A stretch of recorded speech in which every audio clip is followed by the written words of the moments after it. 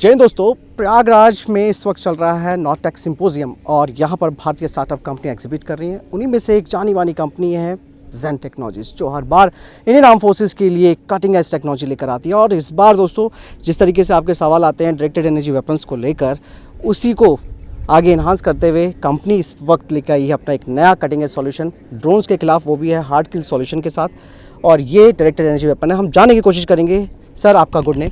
Colonel Subir Nag from Zen Technologies Hyderabad.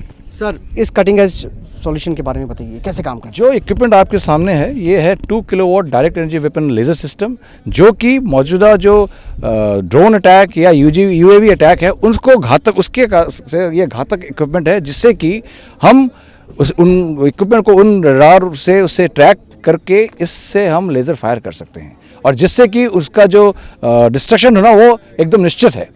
बहुत important चीज़ है, ये जो पूरा सिस्टम है, एक छोटी सी गाड़ी जो है इसके अंदर आ जाती है, और ये कोई भी टेरेन, चाहे वो प्लेन हो, चाहे वो डेजर्ट्स हो, चाहे वो हाई ऑल्टीट्यूड हो, उसमें जाने की क्षमता रखता है।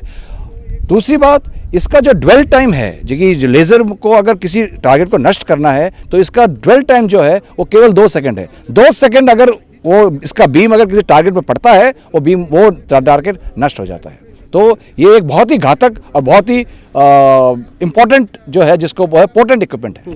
सर, एक मेरा सवाल आ रहा है कि इस तरीके का जो डायरेक्टेड एनर्जी वेपन्स है ऑलरेडी हमारा DRDO बेस पे काम कर रहा है, लेकिन जब बात आती है स्पेशली हमारे तीनों आर्म फोर्सेस के लिए, खासकर कि अगर नेवी की बात की जाए, जब आपने कहा कि ये व्हीकल पे माउंट हो सकता है, तो I think ship based mounting system भी इसके लिए हो सकता है। एकदम, अगर आप देखें, ये हम चाहे या तो व्हीकल माउंटेड हो सकता है, या प्लेटफॉर्म माउंटेड हो सकता है, या शिप माउंटेड हो सकता है। कोई इसमें कोई दिक्कत नहीं, खाली जो जिस सिस्टम में अगर माउंट करना है उसमें ये सिस्टम बहुत ही आसानी तरीके से ये माउंट हो सकता है।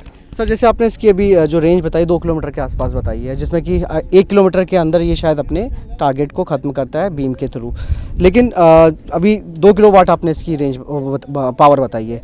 ग्रेजुअली क्या आप इसके जो किलोवाट है उसको बढ़ाने की कोशिश करेंगे? डेफिनेटली ये डिपेंड करता है आपकी रिक्वायरमेंट क्या है, क्या, बिकॉज सिंस ये एक घातक लेज़र है, रिक्वायरमेंट के बेस पे अगर हम इसको 2 किलोवाट, 3 किलोवाट, 5 किलोवाट, क्या आपको कितना डिस्ट्रक्शन और क्या एनर्जी चाहिए, उस हिसाब से इसको हम डेवलप कर सकते हैं। तो अभी सर टेस्ट एंड ट्रायल्स हुए हैं इसके? हाँ जी, इसके टेस्ट एंड ट्रायल हुए हैं। अभी फिलहाल जो फोकस टीम है वो उन्होंने आके टेस्ट एंड ट्रायल किया है, and they will submit the report on this, and today it has been shown to राज्य रक्षा मंत्री व्हाट इज इट्स इफेक्ट।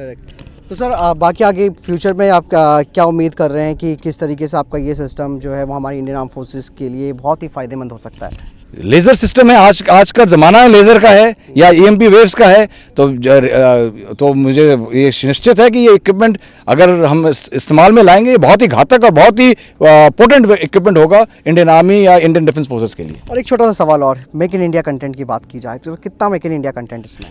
बहुत अच्छी बात आपने क्वेश्चन पूछा। ये हमारा पूरा system he make in India है। इट इज़ टोटली IDDM, हमने इसको डिज़ाइन, मैन्युफैक्चर और डेवलप इंडिया में ही किया है, तो ये टोटल एक मेक इन इंडियन सिस्टम है।